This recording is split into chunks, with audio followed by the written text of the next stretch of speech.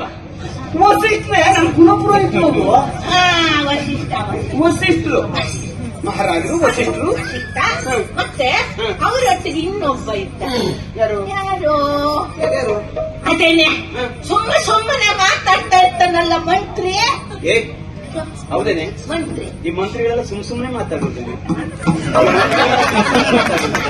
ಅವನು ಸುಮ್ಮನೆ ಇದ್ರು ಇವ್ರು ಬಿಡೋದಿಲ್ವೇ?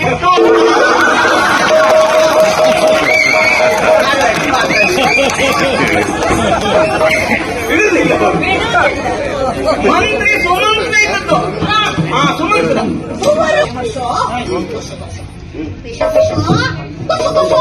ಪಿಸು ಪಿಸು ಕೂಸು ಕೂಸು ಮಾತಾಡ್ತಾರೆ. ನಿನ್ನ ಗಂಡ ನಿನ್ನ ಯಜಮಾನರು ಚಕ್ರವರ್ತಿ ಮಹಾರಾಜರು ಅವರು ನಾಳೆ ಆಗ್ಬಹುದಾ? ನಾಳೆ ಆಗ್ಬಹುದಾ? ನಾಳೆ ಆಗ್ಬಹುದಾ?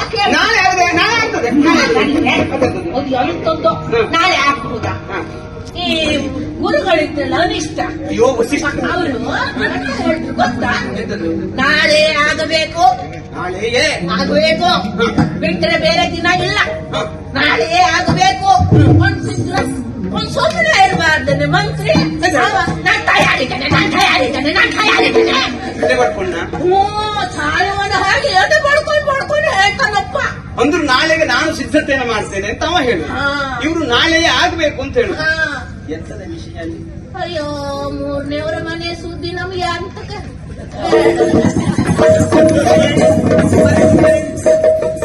ಇಷ್ಟೊತ್ತಿನವರೆಗೆ ವಿಷಯ ಹೇಳಿ ನೀನು ಈಗ ಮೂರನೇ ಸುದ್ದಿ ನಮಗೆ ಯಾಕೆ? ನೀ ಹೇಳಿದ್ದು ನಮ್ಮನೆ ಸುದ್ದಿನೇ ಅಲ್ವೇನೆ? ಈಗ ಯಜಮಾನ್ರು ನಮ್ಮ ಯಜಮಾನ್ರು, ಪುರೋಹಿತರು ನಮ್ಮ ಪುರೋಹಿತರು, ಮಂತ್ರಿಗಳು ನಮ್ಮ ಮಂತ್ರಿಗಳು, ನಮ್ಮದೇ ಸುದ್ದಿನೇ ಅಲ್ವೇನೆ? ನಮ್ಮನೆ ಸುದ್ದಿ ಅಲ್ವೇ? ಮತ್ತೆ ಯಾರ್ಯಾರ ಸುದ್ದಿ ಯಾರಿಗೆ ನಮ್ಗೆ ಯಾಕೆ ಅಂತ ಹೇಳ್ಬಿಟ್ಟೆ ನೀವು? ಅವ್ರು ಏನ್ ಮಾತಾಡಿದ್ರು ಗೊತ್ತಲ್ಲ? ಮಾತಾಡ್ತಿದ್ರು ಮತ್ತೆ ಕೌಸಲ್ಯ ಕೌಸಲ್ಯ ನಮ್ಮ ಅಕ್ಕ, ನಿಮ್ಮ ಅಕ್ಕ, ಮತ್ತೆ ಅವನ ಮಗ ಇದ್ದಾನೆ ರಾಮ. ನಮ್ಮ ರಾಮ. ಆ ಕೌಸಲ್ಯನ ಮಗ ರಾಮನಿಗೆ ದಶರಥ ಮಹಾರಾಜ ಅಯೋಧ್ಯೆಯ ಪಟ್ಟ ಕಟ್ಟಾನಂತೆ. ಸರಿಯೇನೆ? ನಾಳೆಗೆ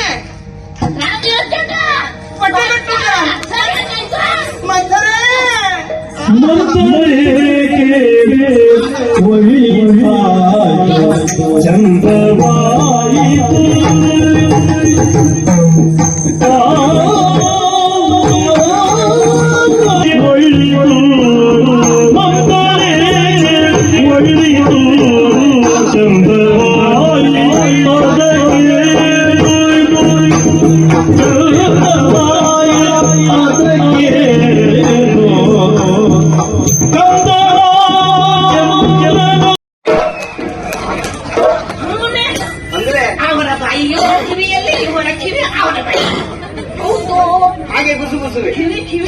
ಹೌದಾ? ಹೌದೇನೆ? ಗುಸು ಗುಸು ಹೇಳ್ತಾ ಇದ್ದಾರೆ ಅಂತ ಹೇಳ್ತಿ. ನಿನಗೆ ನಾನು ಬೊಬ್ಬೆ ಹಾಕಿದ್ರು ಕೇಳುವುದಿಲ್ಲ, ಅದು ಗುಸು ಗುಸು ಅಂತ ಹೇಳಿ ಕೇಳಿ ಹೋಯ್ತಾನೆ ನಿನಗೆ? ನಿನಗೆ ಹೌದಪ್ಪ. ನನಗೆ ಜೋರಾಗಿ ಯಾರಾದ್ರೂ ಮಾತನಾಡಿದ್ರೆ ಕೇಳೋದೇ ಇಲ್ಲ. ಜೋರಾಗಿ ಮಾತಾಡಿ ಕೇಳುವುದಿಲ್ಲ? ಇಲ್ಲ. ಅದೇ ಅದೇ ಯಾರಾದ್ರೂ ಪಿಸು ಪಿಸು ಪಿಸು ಪಿಸು ಮಾತಾಡಿದ್ರೆ ಚಂದ ಮಾಡಿ ಕೇಳ್ತದೆ. ಇದೊಂದು ವಿಶೇಷವೇ. ಅದ್ಯಾಕಂದ್ರೆ ಹಾಗೆ ನಾನು ಹಾಗೆ ವಿಚಾರ ಮಾಡಿದೆ. ಆಗ ನನ್ನ ಪ್ರಶ್ನೆಗೆ ಉತ್ತರ ಸಿಕ್ತು. ಎಂತದೆ? ಈಗ ದೊಡ್ಡ ಶಬ್ದ ಮಾಡಿ ಮಾತಾಡಿದ್ರೆ ಆ ಶಬ್ದದಲ್ಲಿ ಕರ್ಕಶವಾದ ಒಂದು ಧ್ವನಿ ಬರ್ತದೆ ಗೊತ್ತಾ? ಓ, ದೊಡ್ಡ ಶಬ್ದದ ಆ ಧ್ವನಿಗೆ ನನ್ನ ಕಿವಿ ಹೆದರ್ತಾವ. ಓ, ಟಮಾಟೆ ಮುಚ್ಕೊಂಡು ಮುಚ್ಚಿಕೊಂಡು ಬಿಡ್ತದೆ. ಅದೇ ಯಾರಾದ್ರೂ ಬಿಸ ಬಿಸೋ ಕೊಸೋ ಕೊಸೋ ಬಿಸ ಬಿಸೋ ಮಾತಾಡಿದ್ರೆ ಆ ಮಾತಿನಲ್ಲಿ ಶಬ್ದ ಕಡಿಮೆ ಇರ್ತದೆ, ವಿಷಯ ಹೆಚ್ಚಿರ್ತದೆ. ಆಗ ವಿಷಯಗಳೆಲ್ಲ ನನ್ನ ಕಿವಿಯಲ್ಲಿ ಹೋಗಿ ಮೆದುಳಿಗೆ ಸೇರ್ತದೆ. ಅದಕ್ಕೆ ನನ್ನ ಕಿವಿ ಯಾವಾಗಲೂ ಅಂತ ವಿಚಾರಗಳಿಗೆ ಹೀಗೆ ಸೇರ್ಕೊಂಡೇ ಇರ್ತದೆ. ಮತ್ತೆ ಬೇಕಾದ ಶಬ್ದ ದೊಡ್ಡ ಶಬ್ದ ಆದ್ರೆ ಒಳ್ಳೆ ಶಬ್ದ ಬಂತು, ಮುಂದೇನು ಮುಂದೇನು. ಹಾಗಾಗಿ ನಿನಗೆ ಯಾರು ಏನು ಹೇಳಿದ್ರು ಸಹಿತ ನಂಬುತ್ತೀಯ. ಬದುಕಿನಲ್ಲಿ ಮುಗ್ಧತೆ ಮತ್ತು ಜೀವನೋತ್ಸಾಹ ಅದ್ಯಾಕೆ ಕಳ್ಕೊಂಡ್ರೆ ಹಾಗೆ ನೀನು ಬಾಲೆ ಎಂತದ್ದು? ಮುಕ್ತ ಬಾಲೆ ಬಾಲಿಕೆ ಮಾಲೆ ಚಾರು ಶೀಲೆಯುಂಟು ನಿನ್ನ ಕಾಪ ಬಾಲಿಕೆ ಮಾಲೆ ಚಾರು ಶೀಲೆ ಇಂದು ನಿನ್ನ ಬಾಲಿಕೆ ಮಾಲೆ ಚಾರು ಶೀಲೆ ಇಂದು ನಿನ್ನ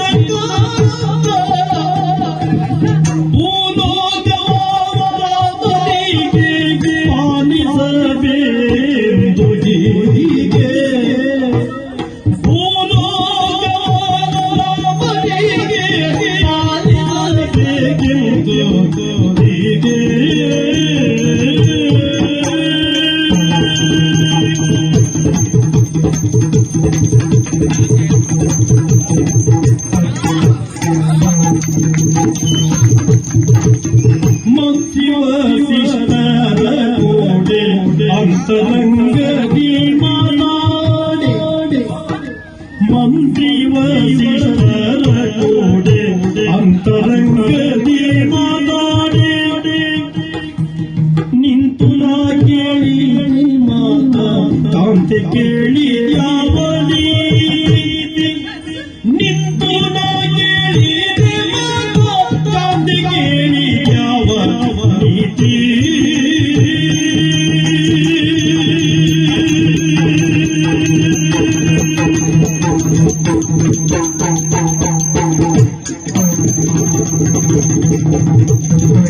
ಮಂತ್ರಿ ವಸಿಷ್ಠರ ಕೋಡೆ ಅಂತರಂಗದಿ ಮಾತಾಡಿ ನಿಂತು ನಾ ಕೇಳಿ ಮಾತಾ ಕಾಂತೆ ಕೇಳಿ ಯಾವ ನೀತಿ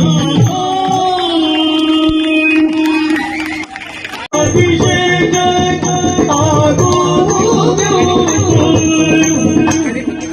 ಕೇಳಿದಳು ಮರೆಯಲು ನಿಂತು ಮಂಪರೆ ಆಗುತ್ತೆ. ಹೌದು. ಹೌದಾ? ಬರ್ತಾ ಇರ್ಬೇಕಾದ್ರೆ ಸ್ವಲ್ಪ ಸಮಯ ಆಗಿರ್ತಲ್ಲೇ. ನೀನ್ ಯಾವಾಗ ಸಮಯ ಸರಿಯಾಗಿ ಬರ್ತೀಯ? ನನಗೂ ಹೊಣೆಗಾರಿಕೆ ಇರೋದಿಲ್ವೇನೆ? ಅಬ್ಬಾ, ಅಬ್ಬಾ, ಅಬ್ಬಾ, ಅಬ್ಬಾ. ನಿಮ್ಮ ಮನೆ ಅಂದ್ರೆ ನನ್ನ ಮನೆ ಅಲ್ವೇನೆ? ಹೊಣೆಗಾರಿಕೆ ಇರ್ತದೆ. ಅದನ್ನ ವಿಚಾರ ಮಾಡಿ ನಾನು ಬೇಗ ಬೇಗ ತಯಾರಾಗಿ ಬರ್ಬೇಕಂತಿದ್ದೆ. ಅದು ತಯಾರಾಗಿ ಈ ವಯಸ್ಸಿಗೆ ನೀನೇ ತಯಾರಾಗ್ತಿ ನೋಡು. ಅಂದ್ರೆ ಅದು ತಯಾರಾದ್ರೂ ತೊಂದ್ರೆ ಇಲ್ಲ, ನೀನೇ ತಯಾರಾಗ್ತೀಯ. ಅಂದ್ರೆ ಏನಾಯ್ತು ಗೊತ್ತುಂಟಾ? ಏನಾಯ್ತು? ದಿನವೂ ನಾನು ರಾಜಮಾರ್ಗದಲ್ಲಿ ಬರುತ್ತಿದ್ದೆ. ರಾಜಮಾರ್ಗದಲ್ಲಿ ಬರ್ತಿದ್ದೆ. ಈ ಹೊತ್ತು ಒಳ ಮಾರ್ಗದಲ್ಲಿ ಬಂದೆ. ಸುಳ್ಳು ಹೇಳ್ಬೇಡ. ನೀ ಯಾವಾಗಲೇ ರಾಜಮಾರ್ಗದಲ್ಲಿ ಬರುವುದು, ನೀ ಯಾವಾಗಲೂ ಒಳ ಮಾರ್ಗದಲ್ಲೇ ಬರುವುದು, ಎಲ್ಲ ಹೇಳುವುದು. ಮಂತ್ರೆ ಹಾಗೆ ಅವಳು ಒಳ ಮಾರ್ಗದಲ್ಲಿ ತಿರುಗಾಡುವುದು ಅಂತ. ನೋಡಿದ್ಯಾ ನೀನು ಸಹ ಹಾಗೆ ಹೇಳ್ತೀಯಲ್ಲ. ಬೇರೆಯವರು ಬೇಕಾದ್ದು ಹೇಳಲಿ, ಎಲ್ಲರೂ ಹಾಗೆ ಹೇಳ್ತಾರೆ. ಮಂಥರೆಗೆ ಬುದ್ಧಿ ಸರಿ ಇಲ್ಲ, ಮಂಥರೆ ನೇರ ನುಡಿ ಅಲ್ಲ, ನೇರ ನಡೆಯಲ್ಲ, ಅವಳಿಗೆ ಮಾತು ಸರಿ ಇಲ್ಲ, ಅವಳು ಸರಿ ಇಲ್ಲ, ಎಲ್ಲವೂ ವಕ್ರ. ನೀನು ಹಾಗೆ ಹೇಳ್ತಿದ್ದಲ್ಲ. ಬೇಸರ ಆಯ್ತೇನೆ. ನಾ ಹೇಳಿದ್ದಲ್ಲ ಇದು, ಜನ ನಿನ್ನನ್ನು ನೋಡಿ ಹೇಳುವುದು. ಆದ್ರೆ ನಾನು ನಿನ್ನ ಹಾಕ್ತಿದ್ದೇನೋ ಹೇಳು. ನೀನು ಮಹಾರಾಣಿ, ನನಗೆ ಮಗಳಿದ್ದ ಹಾಗೆ. ನಿನ್ನ ಮಗಳೇನ? ಹೌದು. ನನ್ನ ಅಮ್ಮನೇ ನೀನು? ಹೌದು, ನನ್ನ ಮಗಳೇ ನೀನು. ಆಗ ನಾನು ರಾಜಮಾರ್ಗದಲ್ಲಿ ಹೋಗ್ಬಿಟ್ಟು ಒಳ ಮಾರ್ಗದಲ್ಲಿ ಬರ್ತಿದ್ನ. ಆಯ್ತು, ಒಳ ಮಾರ್ಗದಲ್ಲಿ ಬಂದೆ. ಹೌದಲ್ಲ? ಬರ್ತಾ ಇರ್ಬೇಕಾದ್ರೆ ಒಳ್ಳೆ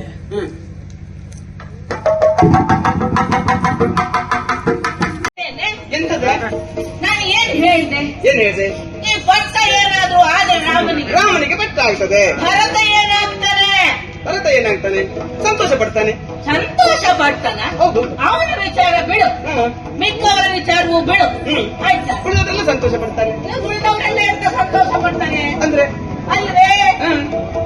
ಭರತ ಯಾರ ಮಗ? ಭರತ ನನ್ನ ಮಗ. ನಿನ್ನ ಮಗ ನೆನಪಿದೆಯಲ್ಲ? ಅವನು ನಿನ್ನ ಹೊಟ್ಟೆಯಲ್ಲಿ ಹುಟ್ಟಿದವನಲ್ಲ, ಕೌಸಲ್ಯ ಹೊಟ್ಟೆಯಲ್ಲಿ ಹುಟ್ಟಿದವ. ಅವನೇ ಹೇಗೆ ರಾಮ ಪಟ್ಟಾಧ್ಯಕ್ಷನಾದ ಯುವರಾಜ ಆಗ್ತಾನೆ? ಓ, ಈಗ ರಾಮ ಪಟ್ಟಕ್ಕೆ ಬಂದ್ರೆ ಭರತ ಏನಾಗ್ತಾನೆ? ರಾಮನ ಸೇವೆ ಮಾಡ್ತಾನೆ. ಅಲ್ಲ ಅವ ಹೇಳಿದ್ರು ಯುವರಾಜನಾಗ್ತಾನೆ. ನನ್ನ ಹೊಟ್ಟೆಲಿ ಹುಟ್ಟದ್ರಿಂದ ಎಂತ ಚಂದ ಮಾತುಗಳಾಡ್ತೀವಿ. ಭರತ ಅವನ ಸೇವಕ, ಸೇವೆ ಮಾಡ್ತಾನೆ. ನಮ್ಮ ಮನೇಲಿ ಹಾಗೆ ಅವ ಸೇವಕ ಆಗ್ತಾನೆ. ಒಳ್ಳೆ ಹಣ್ಣೆಲ್ಲ ತೆಗೆದು ರಾಮನಿಗೆ ತಿನ್ನಿಸ್ತಾನೆ. ಕೆಟ್ಟ ಹಣ್ಣು ಹುಳುಕ ಹಣ್ಣೆಲ್ಲ ತೆಗೆದು ಪಕ್ಕಕ್ಕೆ ಇರ್ತಾನೆ. ಅವ ತಿನ್ನೋದನ್ನ ನೋಡ್ಕೊಂಡು ಇವ ಹಿಂಗ ನಮ್ಮ ಮನೆ ಸಂಸ್ಕಾರವೇ ಹಾಗೆ. ಹಿರಿಯರ ಸೇವೆ ಮಾಡುದು ಹಿರಿಯರಿಗೆ ಕರ್ತವ್ಯ ಅಂತ ತಿಳ್ಕೊಂಡಿದ್ದೆ. ಆಯ್ತು, ಅವ ಹಾಗಾಗ್ತಾನೆ. ಹೌದು. ಮತ್ತೆ ನಿನ್ನ ಸೊಸೆ ಏನಾಗ್ತಾಳೆ? ಯಾರು? ಸೀತೆ. ಅಲ್ವೇ ನಿನ್ನ ಸೊಸೆ? ನನ್ನ ಸೊಸೆ ಯಾರು ಹೇಳು?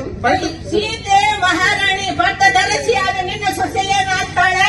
ನನ್ನ ಸೊಸೆ ಅವ್ರ ಜೊತೆಗಿರ್ತಾಳೆ, ಕೆಲಸ ಮಾಡ್ತಾಳೆ. ಹೊಟ್ಟೆಯ ಕೆಲಸ ಮಾಡೋದು ಚಾಕರಿ ಮಾಡಕ್ ಅವಳು ಬರ್ತಾಳೆ. ಬರ್ಬೇಕು. ಹೌದು. ಹಾಗಾದ್ರೆ ಅವರದ್ದು ಬಿಡು. ನೀನು ನಾನು ದಶರಥನ ಪ್ರಿಯ ಪತ್ನಿ, ಮಾಡತಿ, ಮುದ್ದಿನ ಮಾಡತಿ, ಹಿರಿಯ ಅಮ್ಮ ಕೈಕೇಯಿ, ಅವ್ರೇನಾಗ್ತಾರೋ?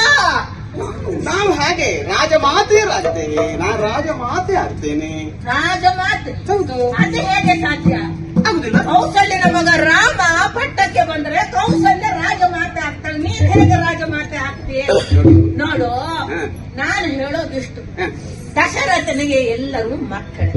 ಹೌದು, 4 ಜನ ಮಕ್ಕಳು. ರಾಮನು ದಶರಥನ ಮಗನೇ, ಭರತನು ದಶರಥನ ಮಗನೇ. ರಾಮನಿಗೆ ಯಾಕೆ ಪಟ್ಟ ಕಟ್ಟಬೇಕು ಅಂದ್ರೆ ಭರತನಿಗೆ ಯಾಕೆ ಕಟ್ಟಬೇಕು? ಭರತನು ದಶರಥ ಚಕ್ರವರ್ತಿಯ ಮಗನೇ, ಅವನಿಗೆ ಪಟ್ಟ ಕಟ್ಟಬೇಕಾಗಿತ್ತು, ರಾಮನಿಗೆ ಕಟ್ಟಬಾರದು. ಯಾಕೆ ಭರತನಿಗೆ ಕಟ್ಟಬಾರ್ದು ಅಂತ ಕೇಳ್ಬೇಕಲ್ಲ ನೀನು?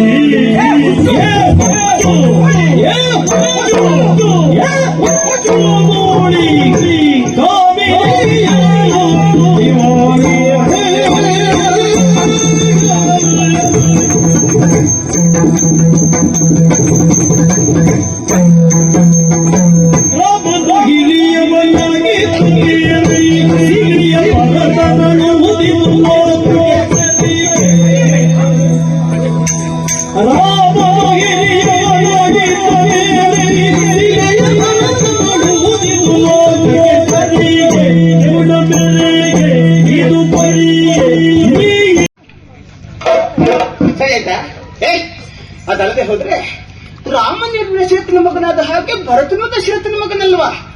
ಹೌದು. ಒಂದೇ ಅಪ್ಪನ ಹುಟ್ಟಿದ ಮಕ್ಕಳಾದ್ರೂ ತಾಯಂದಿರು ಬೇರೆ ಬೇರೆ.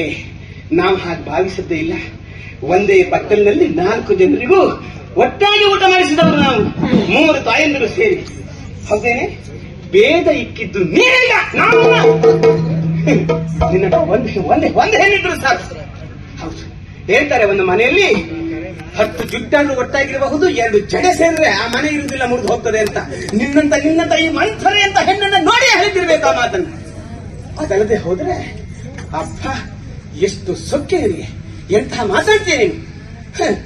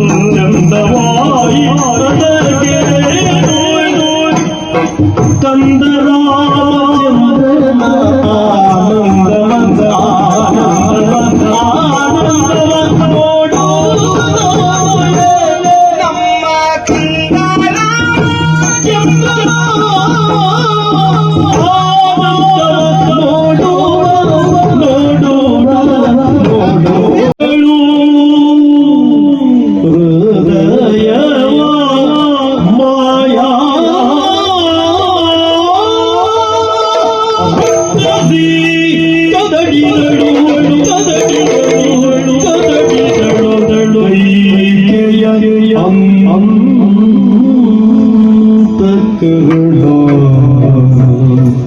ಮಕ್ಕಳು ಹೃದಯವ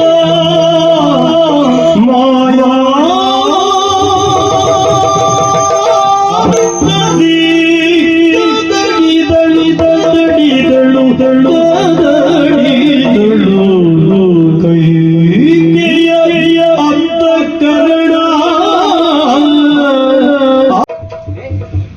ನಾಯಿಯಾದ್ರೂ ಒಮ್ಮೆಲ್ಲಾದ್ರೂ ಒಂದು ತುತ್ತನ್ನು ಕೊಟ್ಟರೆ ಏನೋ ಒಂದು ತಿಂಡಿಯನ್ನು ಎಸೆದ್ರೆ ಒಂದು ತಿಂಗಳು ಬಿಟ್ಟು ಹೋದ್ರು ಬಾಲ ಅಲ್ಲಾಡಿಸಿ ತನ್ನ ನಿಯತ್ತನ್ನು ತೋರಿಸ್ತದೆ. ನೀನು ನಾಯಿಗೆ ತಪ್ಪಿಯಾಗಿ ಹೋದೆಲ್ಲ. ನನ್ನ ಅಪ್ಪನ ಮನೆಯಿಂದ ಕಳಗಿಲ್ಪಟ್ಟವಳು, ನನ್ನ ಸಖಿಯವಳು. ಯಾರು ಎಷ್ಟು ಅವಮಾನಿಸಲಿ, ಯಾರು ಏನೇ ಹೇಳಲಿ, ನಿನಗೆ ಬಂದ ರಕ್ಷಣೆ ನನ್ನದಿತ್ತು. ಯಾರಾದ್ರೂ ಹೇಳಿದ್ರೆ ಹಿಂದೆ ಬದಿಯಲ್ಲಿ ಹೇಳಬೇಕೆ ಹೊರತು ಮಂಥರ ಇದ್ದವಳು ಅಂತ ಹೇಳುವ ಕೈಗೆ ಹೊಟ್ಟೆ ಯಾರಿಗಾದ್ರು. ಅದು ಯಾಕೆ ಗೊತ್ತಾ? ಈ ಕೈಕೆಯ ಆಶ್ರಯದಲ್ಲಿ ನೀನಿದೆಯಾ ಎಂಬ ಕಾರಣಕ್ಕಾಗಿ. ಆದ್ರೆ ಅದು ನಿನಗೆ ಅಹಂಕಾರ ಆಗಿ ಹೋಯ್ತಲ್ವೇನೆ. ಮಹಾರಾಜರು ನಿನಗೆ ಮಾತಾಡೋದಿಲ್ಲ ಯಾಕೆ? ಕೈಕೆ ಕೈಕೆ ನಾನು ಹೇಳಿದ್ದು ಈ ಕೈಕೆಯ ನರಳಿನಲ್ಲಿದ್ದದ್ದಕ್ಕೆ ಅಂಥದ್ರಲ್ಲಿ ನೀನು ಬಂದು ರಾಮನಿಗೆ ಪಟ್ಟ ಆಗುವುದಲ್ಲ, ಭರತನಿಗೆ ಪಟ್ಟ ಆಗಬೇಕು ಅಂತ ಮಾತಾಡ್ತಿಲ್ಲ. ನನಗೆ ಅರ್ಥ ಆಯ್ತು. ಉಂಡ ಅನ್ನ ನಿನ್ನ ಗಂಡ ಭಾರತ ಊರಲ್ಲಿ ಇಲ್ಲ. ನಿನಗೆ ಇಂದಿನ ಸುದ್ದಿ ಗೊತ್ತಿಲ್ಲ. ನಾನು ದಾಸಿ ಬಂದು ನಿನಗೆ ಹೇಳಬೇಕೇನೆ ವಿಷಯವನ್ನ. ಕೈಕಾ, ಯೋಚನೆ ಮಾಡು ಕೈಕಾ, ಯೋಚನೆ ಮಾಡು. ತನ್ನ ಮಕ್ಕಳನ್ನು ಎಷ್ಟು ಜೋಪಾನವಾಗಿ ನೋಡಿಕೊಳ್ಳುತ್ತದೆ. ಆ ನಾಯಿಯ ಹತ್ತಿರ ನಾವೇನಾದರೂ ಹೋದರೆ ಗುರು ಎನ್ನುತ್ತದೆ, ಮುಟ್ಟಿದರೆ ಕಚ್ಚುತ್ತದೆ. ನನ್ನಂತೆಯೇ ತಿರುದು ತಿಂದು ನನ್ನ ಮಗು ಸಾಧ್ಯವಾಗಲಿ ಎಂದು ನಿನಗೆ ಆ ಯೋಚನೆಯೇ ಇಲ್ಲವಲ್ಲೇ? ನನಗಾದರೂ ಏನಾಗಬೇಕಾಗಿ? ನಾನೇನು ರಾಜಮಾತೆಯಾಗಬೇಕೆ, ಮಹಾರಾಣಿಯಾಗಬೇಕೆ? ನನ್ನ ಮಗಳು ರಾಜಮಾತೆಯಾದದ್ದನ್ನು ನಾನು ನೋಡಬೇಕು. ನನ್ನ ಮೊಮ್ಮಗ ಪಟ್ಟಾಭಿಷೇಕನಾಗಿ ಮಹಾರಾಜನಾಗುವುದನ್ನು ನೋಡಬೇಕೆಂದು ಕನಸು ಕಂಡೆ. ಎಲ್ಲವೂ ನೀರಿನಲ್ಲಿ ಹೋಮ ಮಾಡಿದಂತಾಯಿತು. ಕೈಕಾ, ಇನ್ನೂ ಸಮಯ ಮೀರಿಲ್ಲ. ವಿಚಾರ ಮಾಡು ಕೈಕಾ. ನೀನು ಮಹಾರಾಣಿಯಾಗಿ ವಿಚಾರ ಮಾಡಬೇಡ, ತಾಯಿಯಾಗಿ ವಿಚಾರ ಮಾಡು ಕೈಕಾ. ಅಯ್ಯೋ, ಭರತನಿದ್ದಿದ್ದರೆ ಅವನಲ್ಲಾದರೂ ಹೋಗಿ ಹೇಳುತ್ತಿದ್ದೆ. ನಾನು ಹೊರಡುತ್ತೇನೆ. ನನಗಲ್ಲ ಸೊಕ್ಕು, ಇವರಿಗೆ ಸೊಕ್ಕು, ಅಧಿಕಾರದ ಸೊಕ್ಕು, ಐಶ್ವರ್ಯದ ಸೊಕ್ಕು, ಸೌಂದರ್ಯದ ಸೊಕ್ಕು. ಈ ಸೊಕ್ಕನ್ನು ಮುರಿಯಲೇಬೇಕು.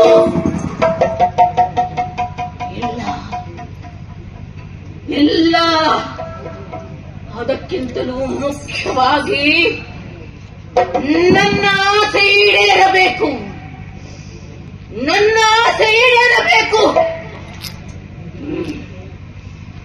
ದಾಸಿಯಾಗಿ ನಾನು ಹೇಳಿದರೆ ಇವಳ ಮನಸ್ಸಿಗೆ ಹೋಗುವುದಿಲ್ಲ. ತಾಯಿಯಾಗಿ ಮಾತನಾಡಬೇಕು, ಮಾಯಾ ಮಾತೆಯಾಗಿ ಮಾತನಾಡಬೇಕು.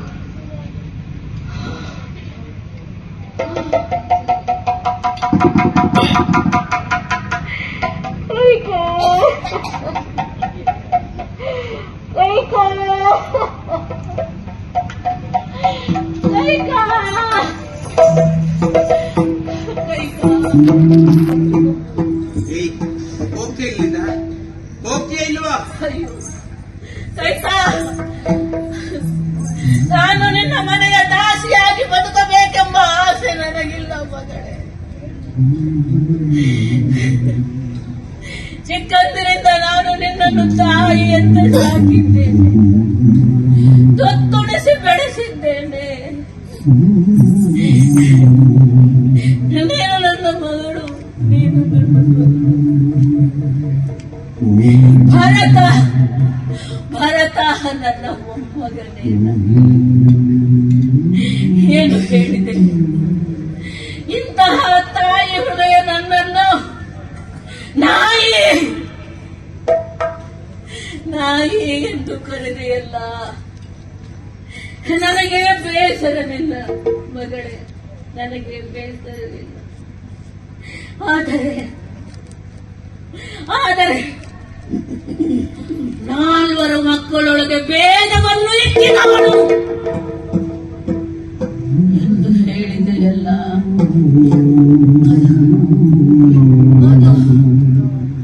ಅದು ನನ್ನ ಮನಸ್ಸಿಗೆ ಬಹಳವಾಗಿ ನೋವಾಗುತ್ತಿದೆ ಮಗಳೇ.